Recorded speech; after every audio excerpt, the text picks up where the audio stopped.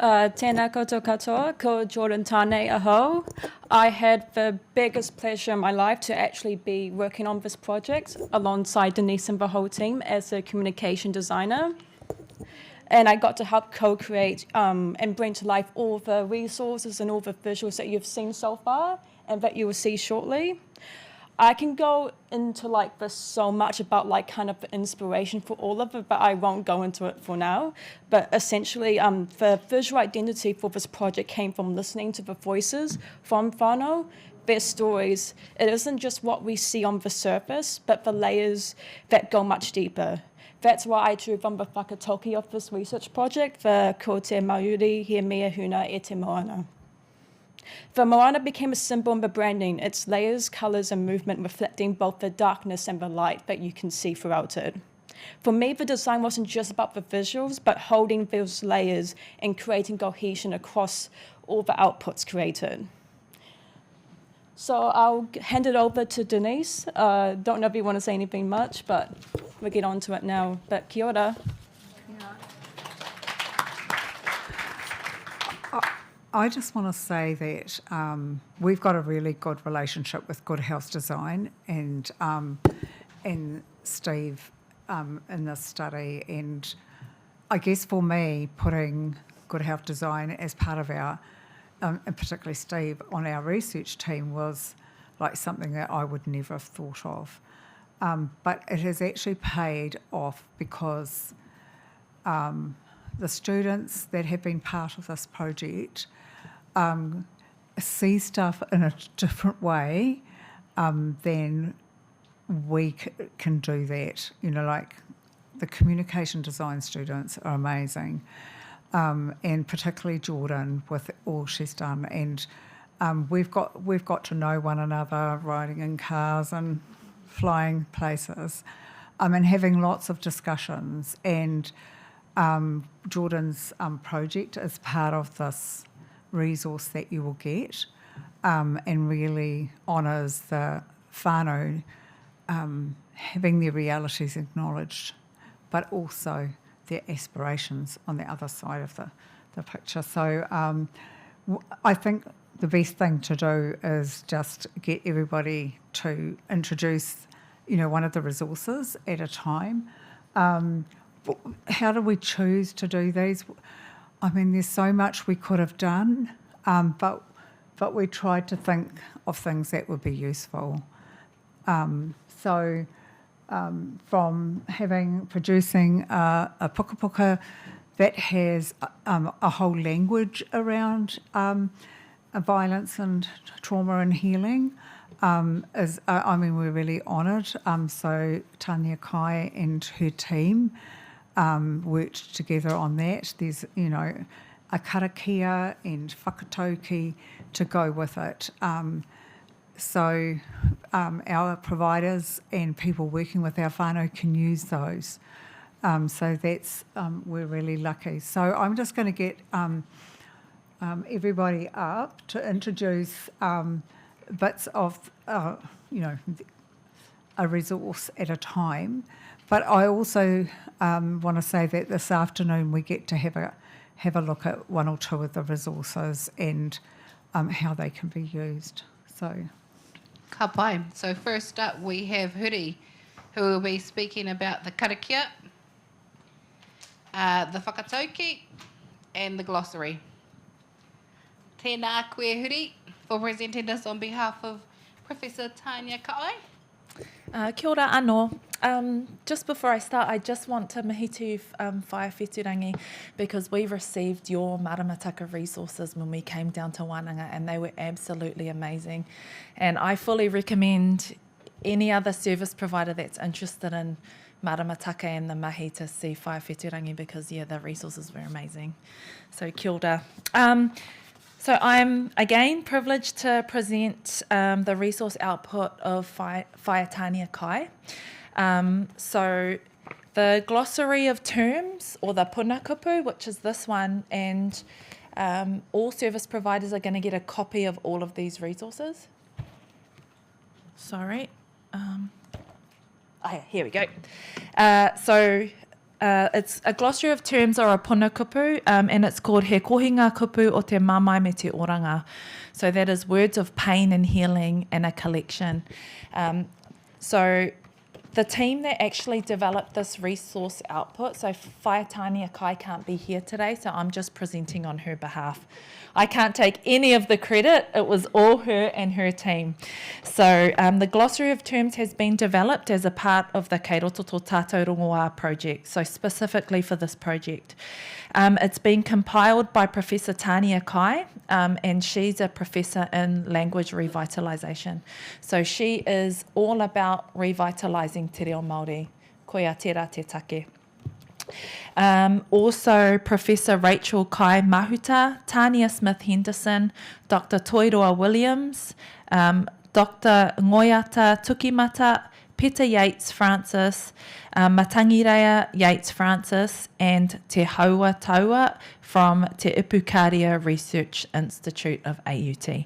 The terms and definitions included have been sourced from Te Aka, the Māori Dictionary, and H.W. Williams Dictionary of the Māori Language, 7th edition. This book is absolutely beautiful, and in the break you're going to be able to see it. So it's about normalising te reo in industry. So there's lots of kupu in here that have actually been made by her resource team. For example, there's a kupu for lonely, sorrowful, or wildly insoluble in despair. That's aurere.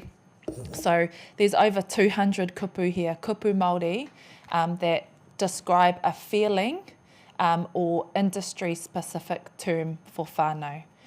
So this is a really amazing resource that we have here. So e mihi nui ana a hau kia whaia Tania me tana tima mō tēnei rauimi tino miharo nei. Also, in addition to the glossary of terms, Whaitania and her team have developed two krakia, so a krakia whakatūwhera and a krakia whakakapi. So this actually supports another resource output that has been developed by Elaine and I in this project around mahuika. And so in your practice, if you wanted to use the resource, you could use these krakia to start your hui and close your hui. And so I'm just going to say them today.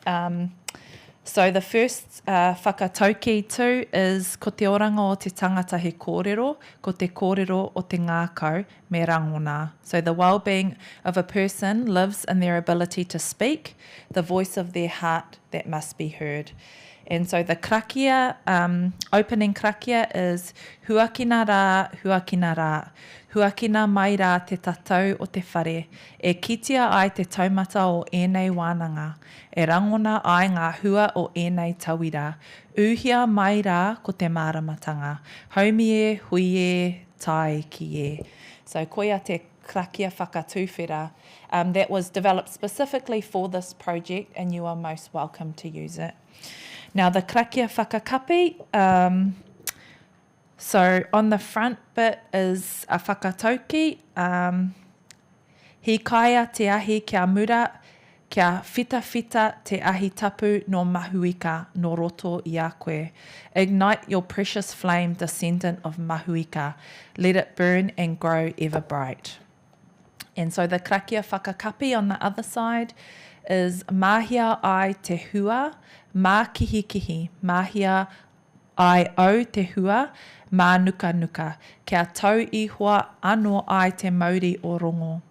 Kia toi te kupu, kia toi te mana, kia toi te ora. Kia tūturu whakamaua kia tina, haumi e hui e, tai ki e. So these beautiful resources are going to be in your resource pack. So, kia ora.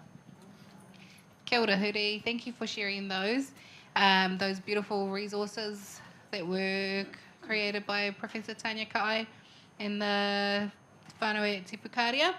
Next up, we have Associate Professor Elaine Mikihiro Hall from Taupo Wailra. Huri o Te Rāroa, Ngāti Whātua, Tainui me Ngāti Maniapoto. Tēnā koe, Elaine. and Huri. Tēnā koe tu wai. I te whānau i ngā hau e whārau rangatira mā, iho atua, tēnā tātou katoa. Beautiful to see you all here today. I want to just thank Denise for leading this extraordinary team and bringing us all together, and Huri as our wonderful project manager that keeps us all together and again pulls us together when we need to be together. And I also want to thank, the thing about doing research is that it provides an opportunity for us here at AUT to nurture our rangatahi, our tai tamariki, our young ones that are coming through. And you can see that weaved all the way through our mahi. So, it's a beautiful thing to be able to do that and to see the actualisation of all the hard work that's gone into the resources. The other thing about doing research is often we put it out in publications that many of our whānau and communities cannot have access to. So finding a way to be able to deliver research outcomes in a manner that is going to be helpful for our whānau and for our communities, I think is really, really important. And so the idea of having these creative outputs isn't just so that it's going to inform people who perhaps don't even live in Aotearoa, New Zealand. So whether it's the international community or whether it's the national community, it can go far and wide. But what's important for us is what happens at home and being able to shift and create change in people's lives. And not only that, but being able to produce something that's really tangible, something that you can pick up and take away. And it's not just going to be sitting in the reports that are available to policymakers, but actually to you. So I want to thank everybody who has made the effort to come today. It's always good to be at the nexus point between research and the community. And this is why we do what we do, and we hope that we make a difference. I have to acknowledge Leland, who's not here today, and people like Moana. It was a couple of years ago when they had the abuse and care inquiry, and the terminology practitioners was out there, and we were starting to call ourselves pracademics. So we bring what we've learnt from our communities, and I never forget that as a really fundamental, essential training ground, and being able to bring those experiences here into the research space. So not just our communities that are represented here in the room today, but also our other students that are here in the room today. We've got students from our violence and trauma courses. Kia ora tātou katoa, kia ora, lovely to see you all. So why am I here? Well, here's the problem. The problem for me is that I've got 5 minutes and I've got a script. And I'm not a very good character. I'm not a very scripted character, but I thought I'm just here to tautoko you. Kia ora. Anyway, so I thought I would try my best to stick to the lines. So bear with me, because you know that's the thing about telling stories, right? It's the pūkōrero that gets generated from you, right? Okay, but I'm going to kind of stick to the lines a little bit, okay? Okay, so we all live storied lives. We are both the author and the main character of an ongoing narrative that begins before our first breath and continues long after our last. Some of these stories travel with us when we leave this earth, becoming part of the quiet mysteries we carry into whatever comes next. But others remain behind, embedded in the lives we've touched, the places we've inhabited, and the communities that have shaped us. Stories are fundamental to human experience in ways that go far deeper than entertainment. They are how we make sense of the world, connect with others, and understand ourselves. At the most basic level, storytelling is how we organise information and memory. Our brains naturally structure experiences into narrative form, with beginnings, middles, and ends, causes and effects, characters and motivations. When we tell someone about our day or try to understand a complex situation, we instinctively reach for a story. However, unlike stories, pūrākau evolve through different states of te kore, te pō, and te ao marama, through neither the beginning, the middle, nor the end, but rather through cycles of reproduction. Pūrākau also serve as vehicles for transmitting knowledge and values across generations, before written language, oral traditions. I want to introduce to you Ahi, the fire within. So this is a little puka puka that we've put together. Again, it's about having something tangible. It's about having something pragmatic that we can take back to our practices, that we can utilise not just for ourselves as kaimahi, but that we can use this as a tool to engage with the whānau that we work with. And so this is a little story drawn from the inspiration and the mātauranga left to us by our atua mahuika, hence the reason we call this ahi, the fire within, and the conceptual ideas behind it really came from the wānanga. And so Huri and Denise and others were going out to these wānanga to gather the data, to collect the stories, to collect the pūrākau. And every time they came back, I was at a couple of them, but not all of them, but every time they came back, you could feel this energy, or you could feel, something coming from the puku, the pū, And so what is the pū? The pūrākau. The pū is about understanding the root cause. Everything has a whakapapa in te ao Māori, everything. So understanding the root cause, understanding what is behind the story, understanding what made the tree grow as it does, and the branches that extend from that rākau. So I'm not going to go into the story right now, but it is one of those practical little kind of aids that you can use out there. And along with this pūrākau are a number of what we call fire starters, right? So the fire starters complement the story, the pūrākau.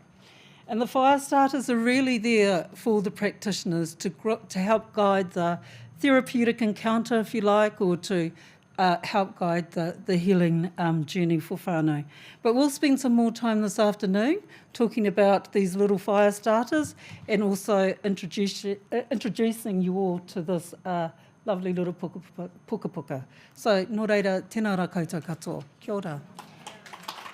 Kia ora, Elaine. Thank you for your kōrero regarding ahi, the fire within.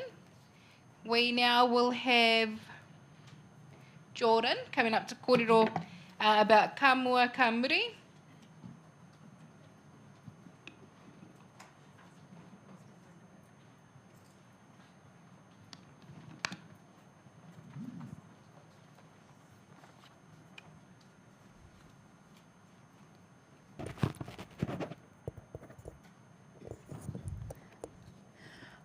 Do we have the clicker here? Sorry, I'm just checking.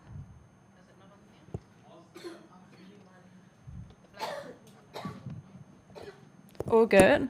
Anyway, so I was actually about 20 years old when I joined this project, and I was given, the chance to join Denise and everyone to be the designer and kind of just help them create these resources. So this was during my third year of university as a design student. So in our final year, we get to create a capstone project. So essentially it's an open brief. You can do what you want. So I used that opportunity to kind of explore, explore whānau violence and kind of how I can use my skill sets to, develop resources.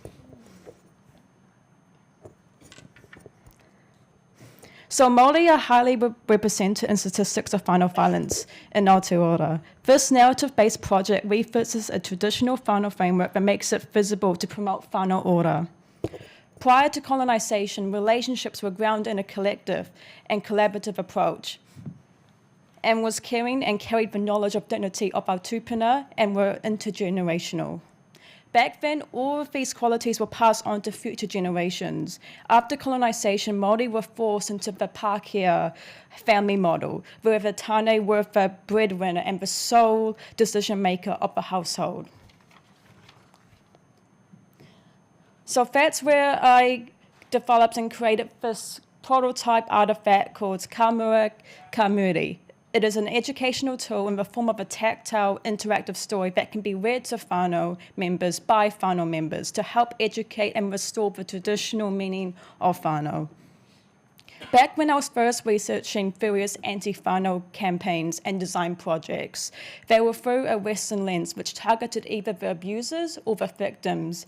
That's what we get taught as design students when you're doing a campaign, is you've got to pick a target audience. You choose either the victims or the abusers, what I was told to do from my teachers. But we know in most cases, most of these abusers were once victims themselves. The idea was, instead of trying to build more awareness and focusing on what is not working for Māori, was instead to focus on what has actually worked for us. Wanting more than just a bound book to share this, for traditional practices and of carvings where our history was passed down was the inspiration for this resource. This was reflected in the layering of the cards on these panels. Each layer is removed and the story is revealed. It tells the story of the Tamariki's life before colonisation, a life where she was cherished and protected by her whole hapu. Of course, as a design student, I also learned the hard way of making one beautiful prototype is very different from producing hundreds of them. Because of that, we created these panels on the website that we'll share shortly, which is more accessible, something that doesn't cost hours of work to produce, and still carries the kaupapa, but in a new form. So, Kamua Kamuri was my first real step into kaupapa Māori design. It taught me that design can be more than just visuals or an output. It can be whakapapa, it can be healing. So for me, this isn't just a resource, it's a reminder that when we look back to the wisdom of our tupuna, we move forward into a future where whānau are safe, connected, and whole again. And also, all the resources we'll be sharing are actually on the table too. So during the lunchtime and afterwards, you guys are more than welcome to have a look yourselves. Kia ora. Kia ora, Jordan. Kia ora, Jordan. Thank you for your wonderful kōrero and providing us with the opportunity to see the amazing mahi that you have created, as well as hear the whakapapa behind it. Next up, we have Dr. Moana Iruwera no Ngāpuhi, Ngāti Ronoi, Ngāti Rangiwewehi, talking about our taitamariki healthy relationships. Kia ora kia koutou katoa.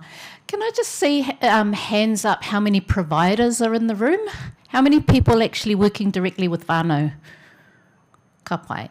Ngā mihi ana kia koutou katoa. Just want to acknowledge your mahi and the things that you're already doing and the hard work that you do amongst our people. And I hope that, I know that I've listened to the presentation of findings a number of times, and I always have something new or something that just kind of jumps out at me. So, kore motu ngā mihi kia koutou katoa. So I'm privileged to present this research output, which is some cards. And I just wanted to sort of reflect a little bit before I talk about the resource, just around what Professor Denise had said. So whānau had wanted tools for wellness, they had wanted evidence-based information and prevention-based tools. So in the past, young people have very rarely been included in research for family and sexual violence prevention. It's mostly been about adults, and it's mostly been about white adults. So the inclusion of young people's voice, which is actually quite trendy now. Lots of people do it, everybody, all the agencies want us to do it, and our young people are being quite well researched, I think over-researched at times. But in the family and sexual violence sector, young people's voice has not really been included until very recently. So I wanted to mihi to Te Wai and Huri for the work that they've done, and you'll see some of what they're recommending and some of what's included in this resource. I also just wanted to, I feel really privileged also to present this research because it's been, these cards have been, the information and knowledge and evidence in the cards has been very well researched. So this is the product of firstly a Ngāpuhi project that we did up north, and then secondly the Harmonised project, who explored it further and validated the information that we did on the Ngāpuhi study. And so this is the third time that we have looked at this knowledge base and created it now into a resource. So it's been a long and very well thought through mātauranga base. So these cards come from research with young people where we ask them to define what a healthy relationship is. And when I say relationship, that is intimate partner relationship. So we ask young people to tell us what is a healthy intimate partner relationship. We also ask them what they value in a relationship. So relationship values. What are the things that are of high priority and that they value in a relationship with another person? And we also explored decision making. So how then can their values assist them, their principles and values assist them in decision making when they're in a relationship? So these cards, each of the cards, and you'll see when you get to sort of play with them a little bit, have a value on them. So I just wanted to read some because our young people they are very similar, but they are the same, I would say, as what adults would say. So so this one is, and sorry, just a couple of other things before I read them. We wanted the cards to be in Reorua, so in Māori and English. So mihi to one of our Uncle Tame Te Rangi, who did all of the translation for us into Te Reo. So the cards are Reorua. And we also wanted them to be practical, so something that young people can use. So I just chose a few. The first one I wanted to read out was aheinga, or consensual. So that's a value that young people identified. And their description of that, I don't feel pressure to do things I don't want to do, for example, drugs and sex.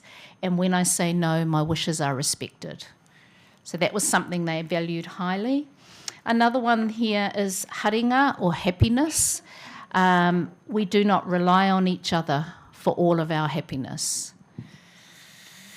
Another one, whānau. This was really important to young people. We feel accepted and a part of each other's whānau who show us respect. So being a part of that collective is really important to them. They value that. And just finally, haumaru, or safety. I feel safe in this relationship even when we disagree. So the cards have a value on them, each of them, where we'll get you to play with them later, but selecting cards, opening conversations, thinking about privately, because a lot of young people want to just do their own individual thinking privately. So thinking, do I feel safe in this relationship when my partner and I disagree? And being able to just reflect on that in the relationship behaviours and attitudes, and so you can use them individually, you can use them with whānau and friends, practitioners. We're hoping that you will all use them in your practice with young people in groups or individuals. So I see they're really lots and lots of different ways that we'll be able to explore to use them with young people. I think we can use them with adults too, actually, but they've been made by young people for young people. We've also put in there just a couple of other little educational cards with Te Whare Tapawhā the Te Whare Tapawhā model. So also wanting to explore how does this relationship value fit in the Te Whare Tapawhā wellness model or oranga model. So, if we are exploring safety, they might see that as part of te taha tinana or a physical aspect, or they might see safety in te taha henengaro or the mental wellness area. So again, just another way to help them think about wellness inside Māori models and Māori thinking. So, kia ora tātou. Kia ora moana. Thank you for your amazing kōrero and sharing the mahi that you've been doing. Next up, we have Briar Dowling, who is from the Good Health Design, and she is the designer of our Pauaka Aroha. So, kia ora. E mihi ana te wai. Tuatahi ake, ka rere aku mihi ki te atua o te aroha. Nā wai I ruku iho ki te pōuriuri kia tai ai e tātou te mōhio ki te ao mārama. Tuarua, mihi ana hau ki a koutou ko ngā ringa hāpai, te kāhui aroha e tautoko ana, e whakapaukaha ana ki te tautoko I o tātou whānau tamariki mokopuna. Ko Briar Dowling ahau, he uri ahau no Ngāti Pākehā, e hono ana hoki ahau ki Ngāpui, ki te tau tōku huarangatira, no Ngāti Tautahi, ki Kaikohe. So, Aroha is a storytelling resource which communicates the complex layers of whānau violence. It was originally created as these kind of few boxes that we made, but it's recently been redeveloped into a flat pack version which is accessible for people to receive and build their own. So Denise spoke earlier about the report E Tū Wahine, E Tū Whānau, which was released in 2019. This report unpacks the complexity of whānau Māori and wahine Māori experiencing violence and unsafe relationships, and the complexity of asking for help. In, I think, 2023, the team at Good Health Design connected me up with Denise, and I was tasked with creating a resource which could take this beautiful piece of rangahau and turn it into kind of something that told a story in a way that was accessible, so that all this really important research that had been done could be communicated in a way that meant that people didn't have to read thousands of words. So what the tool ended up being is this taonga that consists of layers. There are 2 illustrated boxes, and as you unpack these boxes, you come to this bundle of fabric, and as you unfold the fabric, inside there's a kete, and inside the kete there are a series of cards. And this idea of layers is about sort of about unpacking these layers of complexity that are involved in whānau violence. But also this idea of layers is about how often when whānau Māori approach services, it can be like they've overcome that first hurdle to ask for help, but then often feel like they're coming up against another wall, whether that's judgment that they receive or the fear and the shame that's part of that. So those sort of layers that talk about those challenges, those are te kore, the first stage of the box. But we move past those layers and we reach te pō. And te pō is this place that is a fertile place for growth and change. And the way I see it, this part of the taonga is a place where, as we travel through these shades of the night, these shades of darkness, we travel from the darkest of darks to the lightest of darks. It's a space for reflection and changing the ways that we think about our whānau and our ways of working alongside them. So right in the heart of the rauimi is this kete, and inside this kete are these cards which explain the heart of wahine Māori and who they are and all their mana and their tapu, their connection to whakapapa.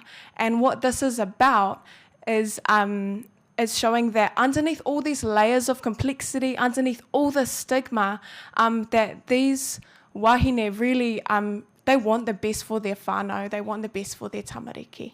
So, when we originally made this resource, it was like maybe 4 boxes that were kind of all handmade, and Denise took them around for a couple of years to all of her different wānanga, and it was really humbling to hear about how people responded to this resource.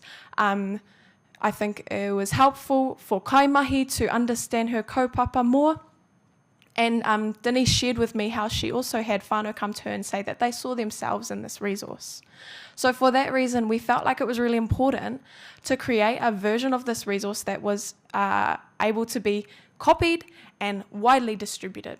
So we created a flat pack version, and you're welcome to come check it out over here later, just on this table in the corner. And essentially, people can receive this envelope with these pages in it, and they can follow instructions, either written instructions with diagrams, or watch a video that there's a QR code to scan to make their own resource. And the idea is that while they're making their own resource, they can also understand the tikanga and the pūrākau that's inside this box. Yeah, so have a check it out later if you have the space to do so. But my mihi whakamutunga is to you, Denise. Thank you for trusting me to be involved in your project. Yeah, it's been a massive honour. So tēnā tātou katoa. E mihi ana kia koe, Briar, mō tō kōrero e tēnei wā, me tō mahi i roto i tēnei rangahau. Next up we have Jordan, who's coming back to talk about ko te Māori, he mea huna i te moana. Kia ora, Jordan. Kia ora. When we think about whānau violence, we often see numbers, percentages, headlines, but if behind every statistic is a person, a story. This project, ko te Māori, he mea huna i te moana, began with those stories.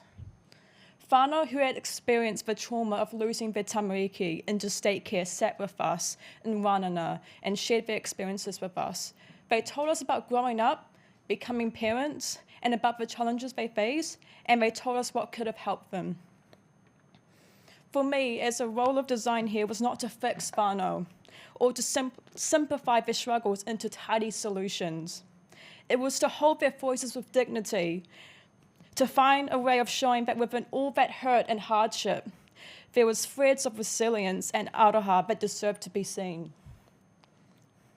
Because too often, whānau are only described through their deficits, their mana trampled, their Māori undermined it. This kaupapa was about restoring balance. Reflecting back both on the pain and the strength because they're inseparable. Sometimes it's just hard to see. The design became a series of illustrated spreads. On one side, you see the stark, monochrome image, alongside the exact words that whānau shared with us. The mai, the disconnection, the grief. Then when you turn the page over, the same words are still there, but this time it's full colour, bringing forward what is hidden, the resilience, the aspirations, the determination to build a better future for their whānau. It's not about covering the darkness, because it's still there. You can't deny it. But in the turning of the page, you see that strength and struggle exist together. That is the reality that whānau want to hold. Don't deny our realities is what they told us. Not just our strengths. I will never forget the many hands that held these spreads, the tears they shed, the silence, then words like, "That's me, I can see myself in this."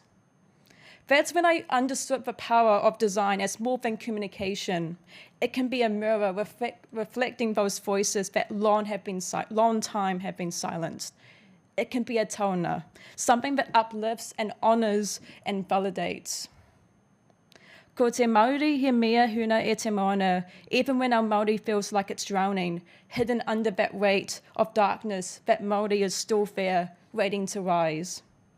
This project is not about me as a designer, it is about the courage of whānau who shared their truth with us, so that we might see more than numbers, so that we might feel the humanity and the complexity and the hope. Their voices reminded us that when we look in the light within the dark, we choose to see the strength as well as the pain. We open the possibility of healing. This was a very challenging master's for me to do, and I'm so grateful for Denise, and I've got my Professor Steve over here, who are my supervisors. And I would like to thank all the whānau that were brave enough to share their stories and let us honour them here today.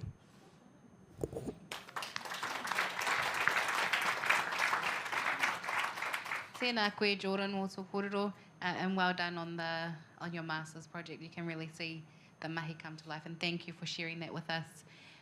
We next have Dr. Tanya Allport, huri o Te Atiawa, he mokopuna o te whānau hebele. Tēnā koe, Dr. Tanya. Kia ora. Kia ora koutou katoa. Yes, I'm a researcher. I'm not a designer. I wish I was, because big mihi to Jordan and Brian, all the other rangatahi who brought this to life. This is amazing. So my job on this project was to do action plans for advocacy, and we had Denise earlier talking about how whānau said we need advocacy, we need voices out there that advocate for us. So we thought about where to actually pitch the advocacy, because it's such a huge, if you think about the system and you think about making systemic change, where do you start? So we chose three particular places for action plans, being government and policymakers, service providers, and the media. And so I guess the idea of building a movement of advocacy for whānau related specifically to the findings that we had. So we've got these three particular things that people can take. They talk about the outcomes that we want from each particular finding, and then they talk about what people could do in that area. So do I have any other slides? Wait. How does it go? Okay. So for government and policymakers, we all know this stuff. It's you know, the usual things: reform laws and policies, invest in whānau-centred preventive service, simplify and humanise the child welfare system. And if you're thinking about, you know, that's the top and it trickles down, but I actually think of it as the other way around. So it's the mindsets that are at the bottom and that trickle up towards this. So we thought also, for service providers, you guys already do this every day. It's the idea of supporting whānau at an early stage rather than when they're in crisis. Te ao Māori services, we've heard it all morning long, and making the systems accessible and whānau-centred. And then for the media, and we've heard a lot about storytelling already and how powerful stories are. And I guess the stories that we're seeing from whānau are the deficit-based stories, the stories that do not tell the whole story, the voices of tamariki, the voices of whānau. It looks at deficit stories, and we want to change that. So we're hoping that the advocacy plan can help guide media into those storytelling, highlighting resource gaps rather than punishing people for being in the situations that they were or are. Yeah, so that's where we're at. You've got these three particular resources in the boxes, and that's it. Kia ora, thank you. Kia ora, Tanya. Thank you for sharing the advocacy plans with us. Next up, we have Dr. Moana Eruera, who will be sharing about the Uplift Pathway.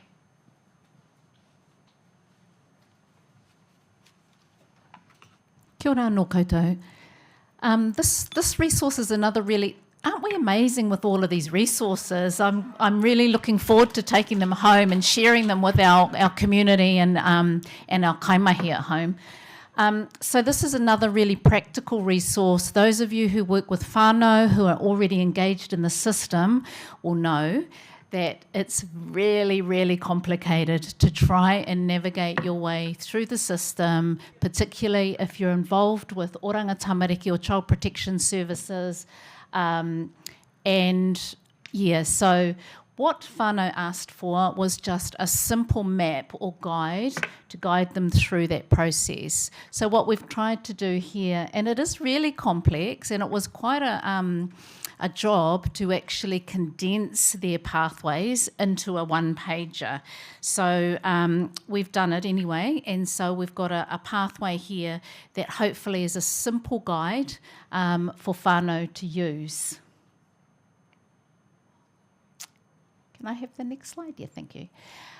So you'll see there, there's a start, and then there are a range of different ways that it can go. So it looks quite messy, and we did that because it is quite messy when you're trying to navigate your way through it. So that hopefully will be really useful for people. On the back of it is knowing your rights. So I really love this piece. So this piece sort of bounces a little bit off what Tanya was saying about our advocacy roles. And, you know, just a simple one. If somebody's knocking at your door, oranga tamariki, the police or anyone else, can I see your ID? You know, just simple little things like that. So it's just some advice for, or tools for whānau to use, and just down the side there, some simple resources, 0800 numbers and those kinds of things that they can use. So hopefully we can support whānau to be able to navigate their own way and understand the process when they're engaged with the system. Kia ora. Kia ora moana.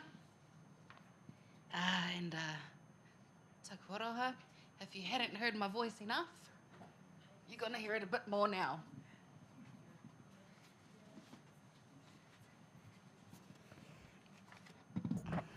Alrighty. You know what? Every time I have to bring this down, I'm like, I know I'm short, but far out, guys. Always have to bring it down more.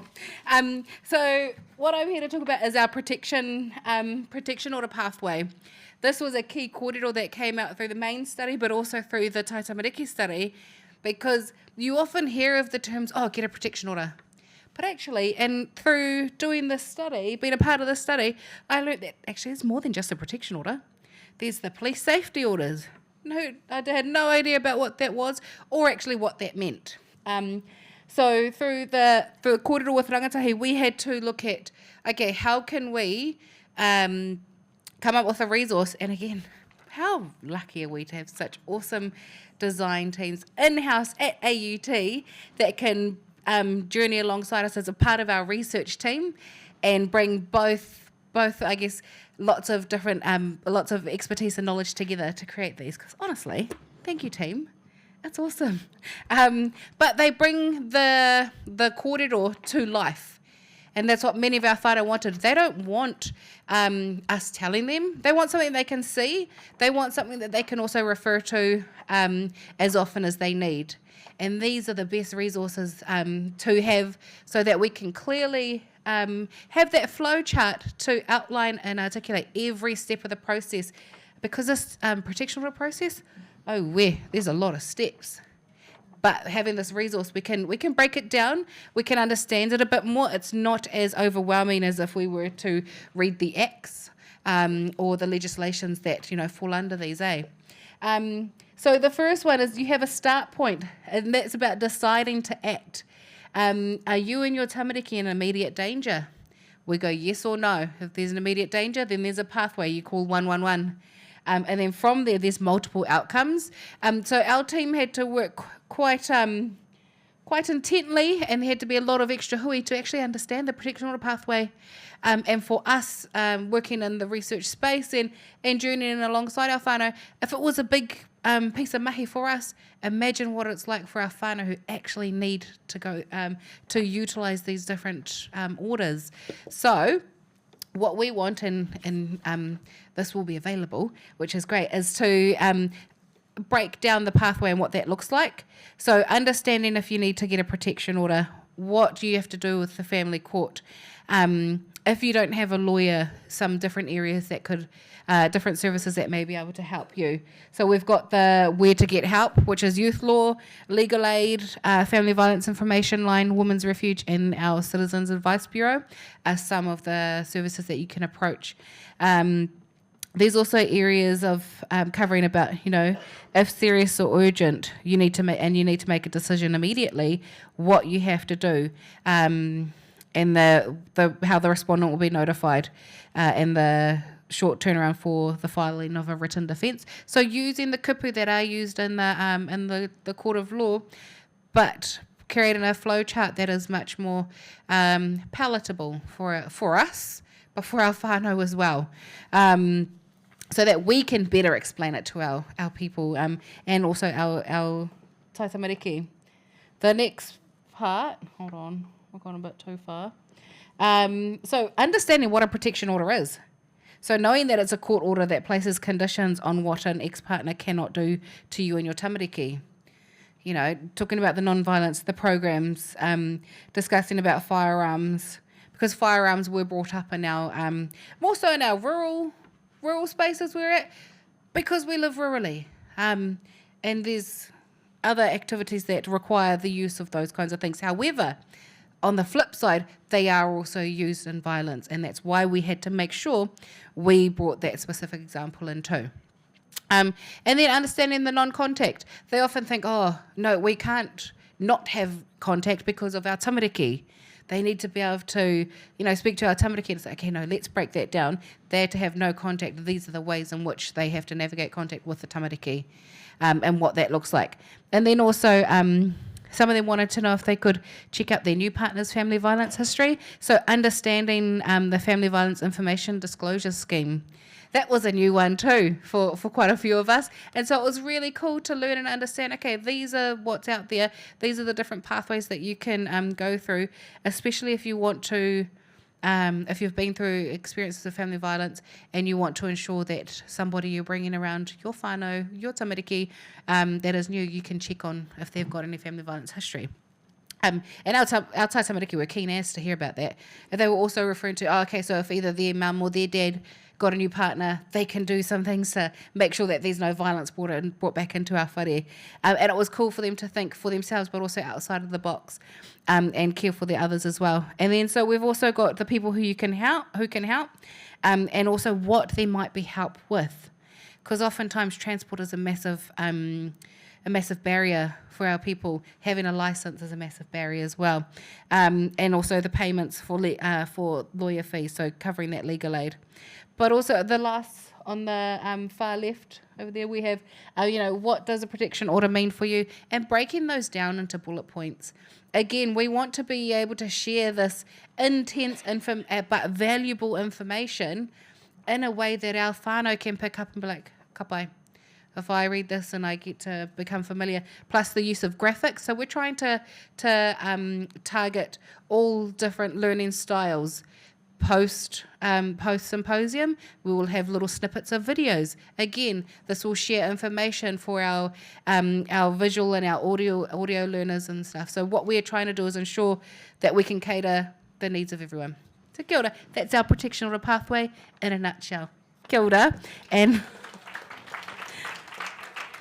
then I welcome up Professor Denise and also Cassie to share the shifting perspectives.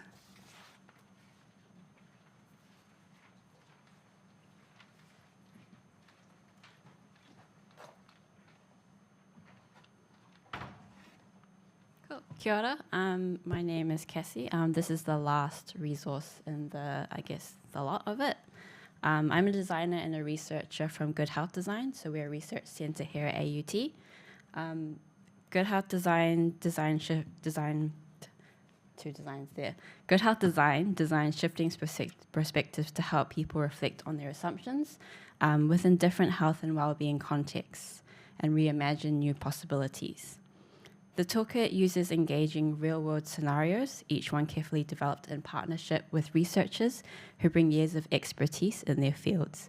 Altogether, the original toolkit has 6 different scenarios, each addressing some of the complex health and well-being challenges people face today. One of the most important design decisions we made was to level the hierarchy between players. Instead of one person reading the scenario aloud, the story is spread across a deck of cards, so players take turns reading it as it unfolds. This makes the experience playful and immersive and brings everyone into the conversation. While we originally created the toolkit for our design students to use in teaching as a way to introduce them to these wellbeing contexts in a creative and engaging way, we also anticipated that it could be used in other settings, like research projects or community workshops. Denise was our collaborator on the whānau violence scenario, and she's been using this version of the toolkit in Wānanga as part of this research. So Denise, I'll hand it to you to share about that. Kia ora anō. So the first original shifting perspectives on whānau violence. So I originally took it around with me on the wānanga so that I could show, this is an example of a resource. Little did I know that this has been one of the most popular things next to the bok, aroha, that our whānau and kaimahi have they sat down, the conversations that it ignited and the discussion and, they were just like all in on the discussion around it, and it's things like, when it gets to Susan, the social worker, I've had 10 Susans in my life and things like that. And it got them talking about their experiences together as well. So for me, it's been so successful, I thought, what else can we do with this? So it is around Jack and Marama's journey, but I thought it would be quite good to add on to these stories. So we've got a whānau healing Marama's journey, and it really focuses on seeking help. Because that's often, a difficult thing, but go through the things and having support people and actually opening it up to somebody that in their life has been a trusted person. And then we've got whānau healing Jack's journey, and this is about connecting with culture. And it's based on the Tāne stories of connecting with culture out of our e tū wāhine, e tū whānau. So I've basically plagiarised their idea, the idea of how that can be, and then we've written it up.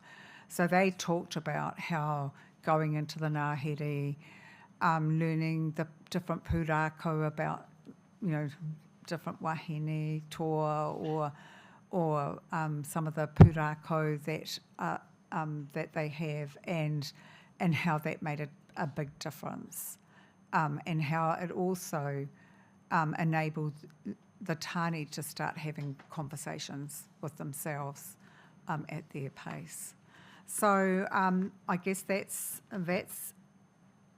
pretty much the end of our resources that we've produced, and it's been a bit of an amazing journey.